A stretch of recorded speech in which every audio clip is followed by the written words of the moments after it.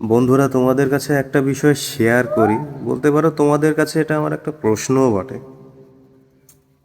বিষয়টা হচ্ছে আত্মসম্মান বিসর্জন দিয়ে পয়সা কামানোটাই কি জীবনে সবচেয়ে বড় সার্থকতা?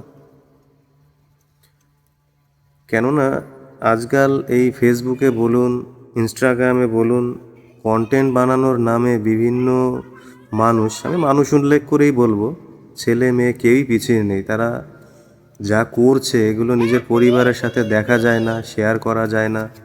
তো তাদের কাছে বা তাদের উদ্দেশ্যে আমার একটা প্রশ্ন, যে আপনি যে জিনিসগুলো করছেন, আপনার নিজের বিবেকের কাছে কি আপনি কখনো প্রশ্ন করে দেখেছেন যে আপনি আপনার বাড়িতে যে ছোট বাচ্চাটা রয়েছে বা আহ, পরবর্তী যে প্রজন্মটা বেড়ে উঠবে তাদের জন্য আপনি কোন শিক্ষাটা রেখে যাচ্ছেন?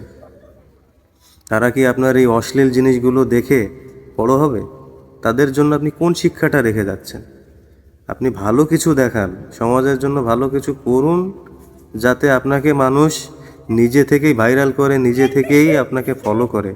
এই অশ্লীল জিনিসগুলো দেখিয়ে আপনি তো নিজের ব্যক্তিত্ব নষ্ট করছেনই, আশেপাশের 8-10টা মানুষকে উৎসাহ দিচ্ছেন এবং পুরো পরিবেশটাই নষ্ট করে চলেছেন। আপনার যে ছোট বাচ্চাটা সদ্য স্কুল যাওয়া শিখেছে বা স্কুলে যাচ্ছে, সে কিছুদিন পরে সব কিছু বুঝতে শিখবে, জানতে শিখবে।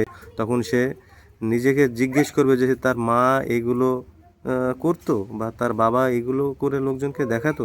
তখন সমাজের কাছে সে কতখানি ছোট হয়ে যাবে। পয়সা না কামানোটাই জীবনে সব কিছু নয়।